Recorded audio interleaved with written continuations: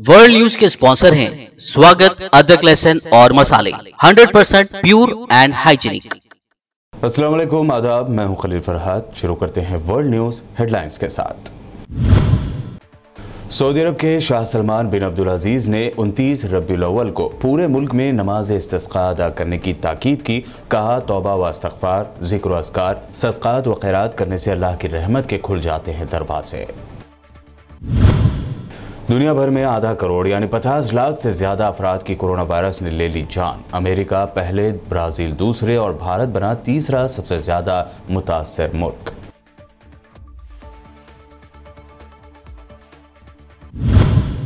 Kuwait में आइंदा जुमा से मसाजिद में खत्म हो जाएगी सोशल डिस्टेंसिंग, ताहम मास्क लगाना होगा जरूरी। रेस्टोरेंट्स, कॉन्फ्रेंस, शादी की तकारीब और दीगर इज्तिमात में वैक्सीन लगवाने वालों को ही मिलेगी शिरकत की इजाजत। महाराष्ट्र के मिनिस्टर्स के खिलाफ ईडी और इनकम टैक्स की कार्रवाई। Farmer home minister Anil Deshmukh गिरफ्तार। महाराष्ट्र के डिप्टी सीएम अजित पवार की 1000 करोड़ से ज्यादा की प्रॉपर्टी कर दी गई सीज्ड। नवाब मलिक का दावा, 50,000 से 1 से 2 लाख रुपए की कीमत वाले कपड़े और लाखों की घड़ी पहनते हैं वानखेड़े। एक केस में बॉलीवुड एक्ट्रेसेस की लगाई थी परेड, वसूले गए करोड़ों रुपए। मालदीव में हुआ पैसों का लेन देन। यूपी के सहारनपुर में MIM supremo barrister Asaduddin Owaisi का जलसेआम। योगी को बताया बाबा, पूछा सहारनपुर से आखिर इतनी नफरत क्यों। पीएम आवास योजना के तहत एक भी मुस्लिम को घर ना मिलने की कही बात। सऊदी अरब के शाह सलमान बिन अब्दुल अजीज ने सुन्नत रसूल सल्लल्लाहु अलैहि वसल्लम ताज़ा करने और बारान रहमत के हुसूल के लिए 29 रबीउल अव्वल को पूरे सऊदी अरब में नमाज इस्तिस्का अदा करने की ताकीद की है। सऊदी शाही फरमान में शाह सलमान बिन अब्दुल अजीज की तरफ से ताकीद की गई है कि मुल्क भर में जुमेरात के रोज़ नमाज इस्तिस्का का एहतमाम करते हुए सुन्नत रसूल सल्लल्लाहु अलैहि वसल्लम को ताज़ा किया जाए और अल्लाह से बारान रहमत के लिए दुआएं की जाए। तौबा व इस्तिग़फ़ार, ज़िक्र व अस्कार, सदक़ात व खैरात, नवाफिल का एहतमाम, रुजू अल्लाह और ज़्यादा से ज़्यादा इबादत की जाए ताकि अल्लाह की रहमत के नुज़ूल के दरवाजे खुल सकें। ख़ातिमुल हरमैन शरीफ़ैन ने अल्लाह से दुआ की है कि वह अपने बंदों पर ख़ुसूसी फ़ज़्ल व करम फरमाते हुए रहमत की बारिश नाज़िल फरमाए। ख्याल रहे कि सऊदी अरब समेत बाज़ इलाक़ों में कई महीनों से मौसम खुश्क है और लोग बारिश को तरस गए हैं। दुनिया भर में कोरोना वायरस से जिंदगी की बाजी हारने वाले अफराद की तादाद 50 लाख यानी आधा करोड़ से ज़्यादा हो गई है।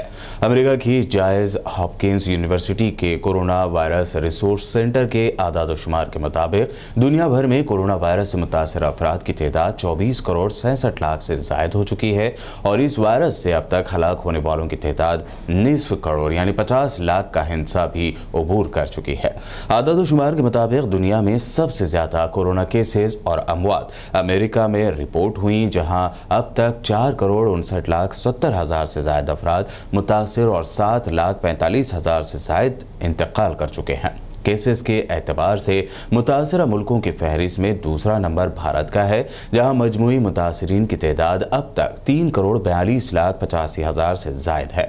ब्राज़ील में केसेस की तादाद 2 करोड़ 18 लाख 10 हज़ार से ज़्यादा है और वो तीसरे नंबर पर है। अलबत्ता ब्राज़ील अमवात के लिहाज से दूसरे और भारत तीसरे नंबर पर है।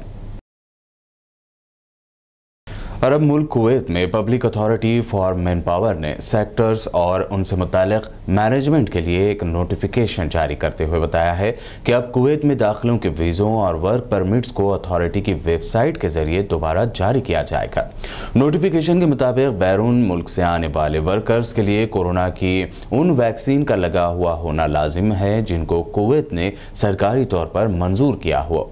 वाज़ेह रहे, आइंदा जुमे की नमाज से मसाजिद में सोशल डिस्टेंसिंग पर अमल भी ख़त्म हो जाएगा, ताहम मास्क लगाना ज़रूरी होगा।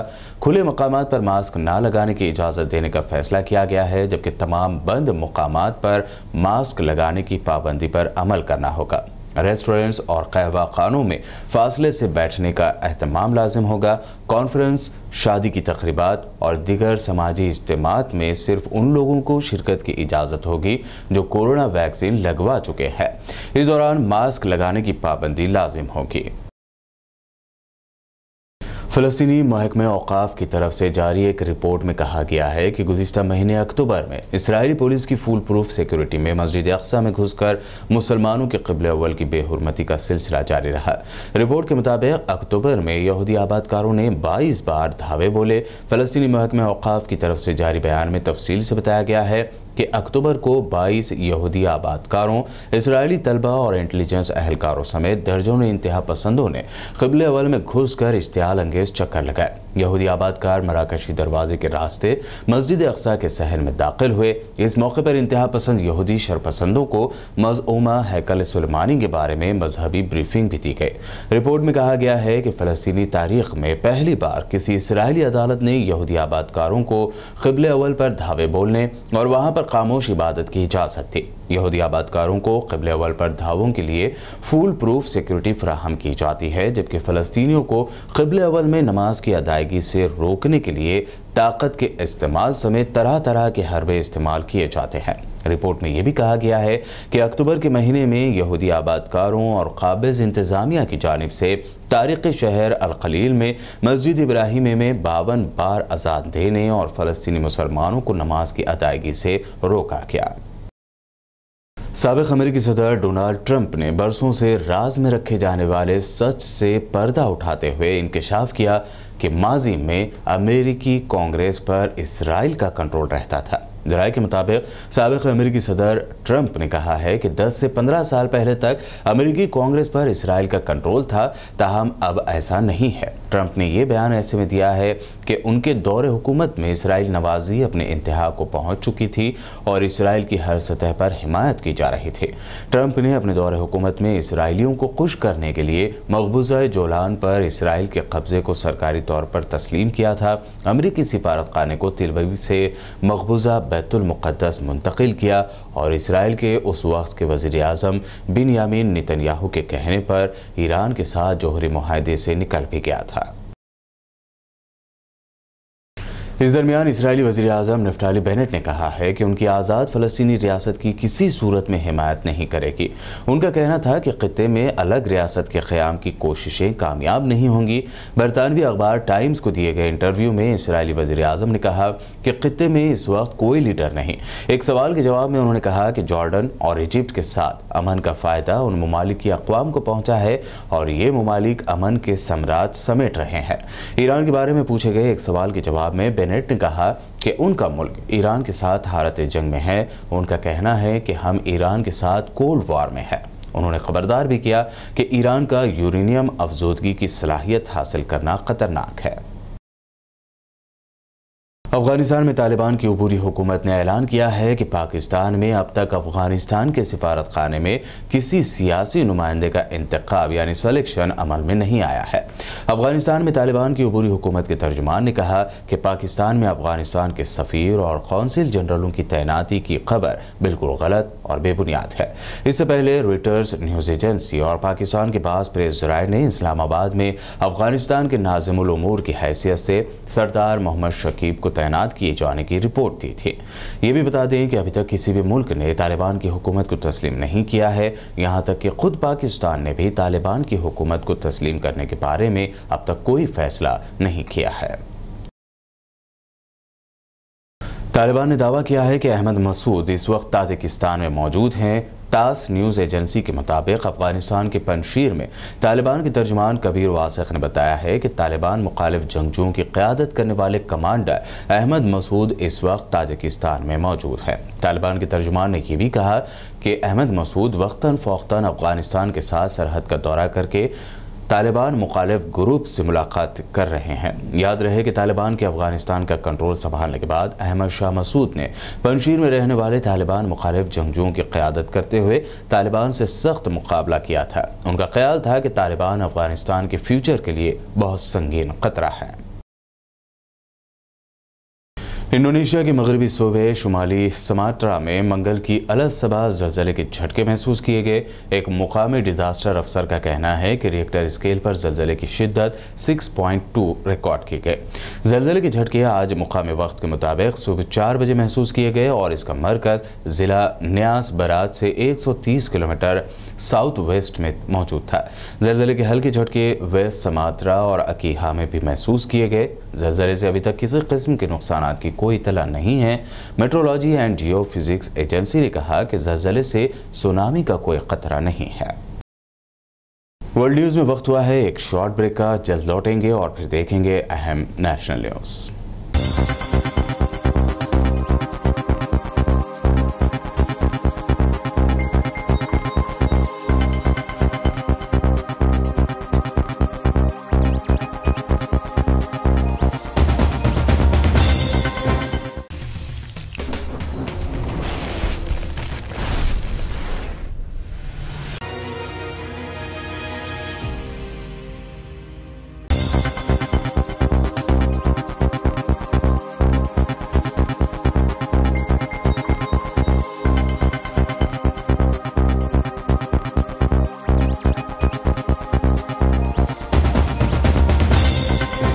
ब्रेक के बाद बढ़ते हैं मज़ीद अहम खबरों की जानिब। एनफोर्समेंट डायरेक्टोरेट यानी ईडी ने पीर को देर रात महाराष्ट्र के होम मिनिस्टर अनिल देशमुख को मुसलसल 12 घंटे तक चली पूछताछ के बाद गिरफ्तार कर लिया है। अनिल देशमुख की गिरफ्तारी मुबैना वसूली रैकेट से मुताल्लिक मनी लॉन्ड्रिंग मामले में हुई है। दूसरी तरफ अनिल देशमुख के वकील इंद्रपाल सिंह ने कहा कि हमने जाँच में पूरी तरह ताउन किया है और ये मामला 4.5 करोड़ रुपए का है। हालांकि उन्होंने कहा कि जब अनिल देशमुख को अदालत में पेश किया जाएगा तो वो रिमांड की मुखालफत करेंगे। इससे पहले महाराष्ट्र के साबिक वज़ीर दाखिला अनिल देशमुख कल पीर के रोज दोपहर एनफोर्समेंट डायरेक्टोरेट के दफ्तर पहुंचे थे। उसके बाद से मनी लॉन्ड्रिंग के एक मामले में ईडी की पूछताछ पीर की देर रात तक चलती रही। महाराष्ट्र के साबिक होम मिनिस्टर अनिल देशमुख की गिरफ्तारी के बाद इनकम टैक्स डिपार्टमेंट ने अब महाराष्ट्र के डिप्टी सीएम अजीत पवार की 1000 करोड़ की प्रॉपर्टी सीज की है। इन प्रॉपर्टीज के लिंक मुबैना तौर पर महाराष्ट्र के डिप्टी सीएम अजीत पवार से जुड़े हुए हैं। इनकम टैक्स डिपार्टमेंट ने 5 जायदादों को सीज किया है जिनकी कीमत 1000 करोड़ रुपए से ज्यादा है। यह प्रॉपर्टीज 600 करोड़ की चरंदेश्वर शुगर फैक्ट्री, 20 करोड़ का साउथ दिल्ली में वाक़ फ्लैट, 25 करोड़ का पारथ पावर का निर्मल ऑफिस, 250 करोड़ रुपए वैल्यू का गोवा में बना नीलय रिजॉर्ट और 500 करोड़ रुपए की महाराष्ट्र के 27 अलग अलग जगहों की जमीन शामिल है। महाराष्ट्र में क्रूज ड्रग्स केस से शुरू हुई मिनिस्टर नवाब मलिक और एनसीबी के जोनल डायरेक्टर समीर वानखेड़े की लड़ाई बढ़ती जा रही है। उद्धव हुकूमत में मिनिस्टर और एनसीपी लीडर नवाब मलिक ने आज फिर एक मरतबा प्रेस कॉन्फ्रेंस करके समीर वानखेड़े पर बड़ा इल्ज़ाम लगाया है। नवाब मलिक ने कहा कि वानखेड़े जो जूते पहनते हैं उसकी कीमत 2 लाख रुपए है और उनके शर्ट की कीमत 50,000 रुपए से ज़्यादा है। नवाब मलिक ने कहा कि साल 2020 में वानखेड़े के आने के बाद एनसीबी ने एक केस दर्ज किया। उसी केस में सारा अली खान को हाजिर कराया गया, उसी केस में श्रद्धा कपूर को बुलाया गया, उसी केस में दीपिका पादुकोण और दीगर एक्ट्रेसेस को बुलाया गया। सारी फिल्म इंडस्ट्री को उस केस में बुलाया गया। आज तक वो केस न बंद हो रहा है न चार्जशीट हो रही है। ऐसा क्या है कि 14 महीने तक केस बंद ही नहीं होता है। इसी केस के तहत हजारों करोड़ रुपए वसूल किए गए हैं जबकि लेन देन मालदीव में हुआ है। नवाब मलिक ने साथ ही महाराष्ट्र के फॉर्मर सीएम देवेंद्र फडणवीस को भी आड़े हाथों लिया।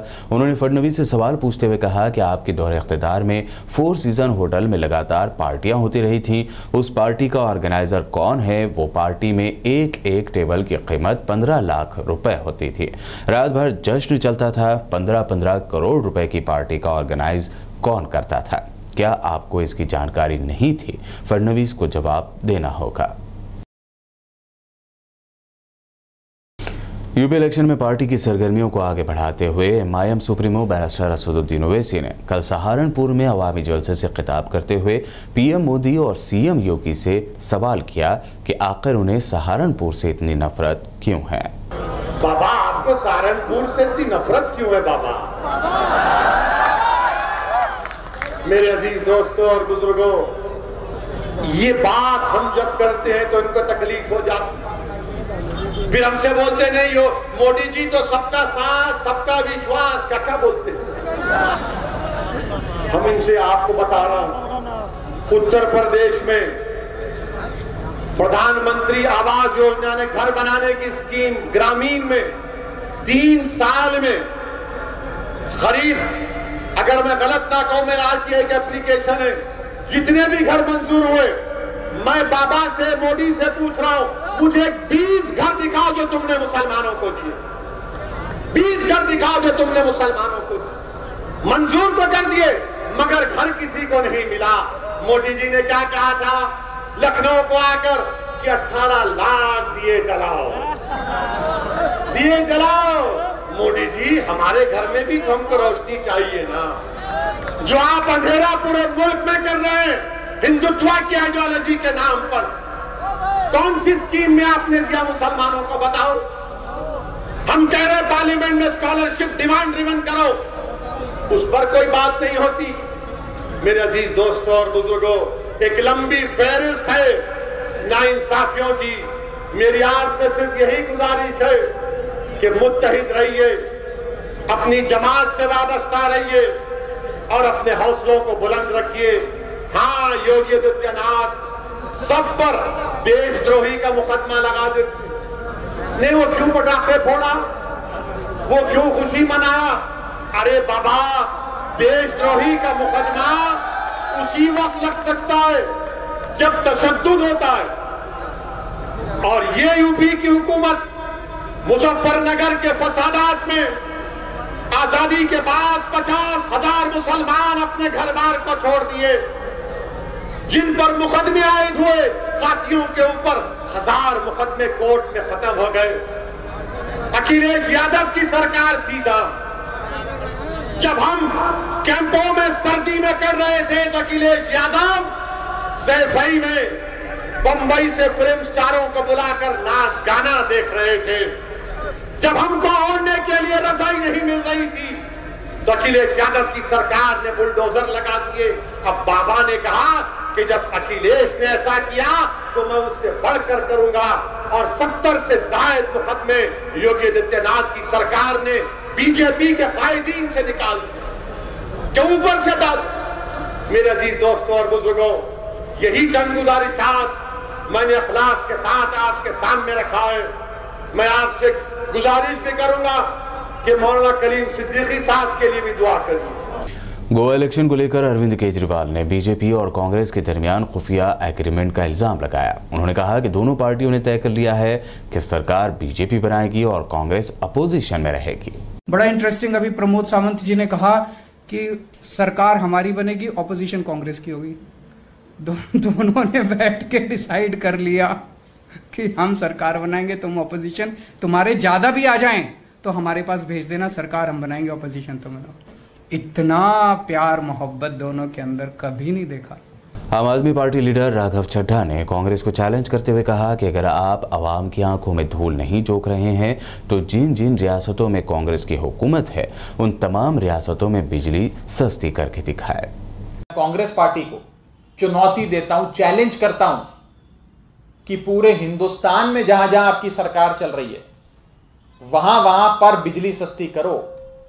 अगर ये चुनावी स्टंट नहीं है, अगर ये इलेक्शन का जुमला नहीं है, तो कांग्रेस पार्टी हर उस स्टेट में जहां पर उनकी सरकार है, चाहे राजस्थान हो, छत्तीसगढ़ हो, महाराष्ट्र हो, जहां जहां कांग्रेस की सरकार है, हर सरकार में कांग्रेस पार्टी हर उस सूबे में बिजली की दरें सस्ती करे या बिजली फ्री करे।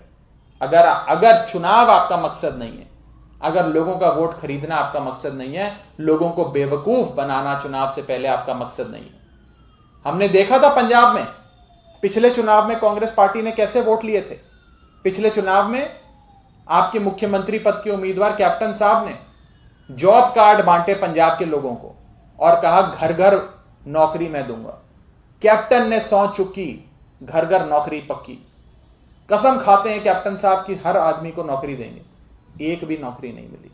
जिस आदमी के साथ फोटो खिंचवाई उस कैंपेन में, उस आदमी तक को नौकरी नहीं मिली, वो भी बेरोजगारी का शिकार है। ये बिजली का वादा ड्रामेबाज चन्नी साहब का कैप्टन साहब के नौकरी के वादे के जैसा है, रोजगार के वादे के जैसा है, इसमें कोई अंतर नहीं। बस इतना है कि चन्नी साहब का ये वादा 3-4 महीने तक आपको नजर आएगा और फिर 3-4 महीने के बाद ये हवा में उड़ जाएगा। मैं पंजाब के लोगों को आगाह करना चाहता हूं, उन्हें हाथ जोड़कर विनती करना चाहता हूं कि हम इस 5 महीने के फ्रॉड में नहीं फंसेंगे। 5 महीने की बिजली की कटौती जो 31 मार्च 2022 को समाप्त हो जाएगी, जो सिर्फ हमारा वोट खरीदने के लिए है, जो सिर्फ 4.5 साल की लूट और निकम्मेपन के दाग को मिटाने के लिए, हम उसमें नहीं फंसेंगे। वर्ल्ड न्यूज के आखिर में हेडलाइंस पर डालते हैं एक और नजर। सऊदी अरब के शाह सलमान बिन अब्दुल अजीज ने 29 रबीउल अव्वल को पूरे मुल्क में नमाज इस्तिस्का अदा करने की ताकीद की। कहा, तौबा व इस्तिग़फ़ार, ज़िक्र व अस्कार, सदक़ात व खैरात करने से अल्लाह की रहमत के खुल जाते हैं दरवाजे।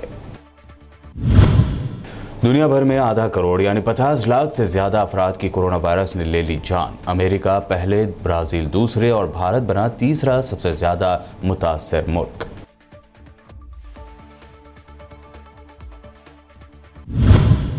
कुवैत में आइंदा जुमा से मसाजिद में खत्म हो जाएगी सोशल डिस्टेंसिंग, ताहम मास्क लगाना होगा जरूरी। रेस्टोरेंट्स, कॉन्फ्रेंस, शादी की तकारीब और दीगर इज्तिमात में वैक्सीन लगवाने वालों को ही मिलेगी शिरकत की इजाजत। महाराष्ट्र के मिनिस्टर्स के खिलाफ ईडी और इनकम टैक्स की कार्रवाई। Farmer home minister Anil Deshmukh गिरफ्तार। महाराष्ट्र के डिप्टी सीएम अजित पवार की 1000 करोड़ से ज्यादा की प्रॉपर्टी कर दी गई सीज्ड। नवाब मलिक का दावा, 50,000 से 1 से 2 लाख रुपए की कीमत वाले कपड़े और लाखों की घड़ी पहनते हैं वानखेड़े। एक केस में बॉलीवुड एक्ट्रेसेस की लगाई थी परेड, वसूले गए करोड़ों रुपए। मालदीव में हुआ पैसों का लेन देन। यूपी के सहारनपुर में MIM supremo barrister Asaduddin Owaisi का जलसेआम। योगी को बताया बाबा, पूछा सहारनपुर से आखिर इतनी नफरत क्यों। पीएम आवास योजना के तहत एक भी मुस्लिम को घर ना मिलने की कही बात। वर्ल्ड न्यूज में अभी आपने देखी अहम इंटरनेशनल और नेशनल न्यूज। ताज़ा तरीन खबरों और दिलचस्प प्रोग्राम्स के लिए देखते रहिए बीबीएन चैनल।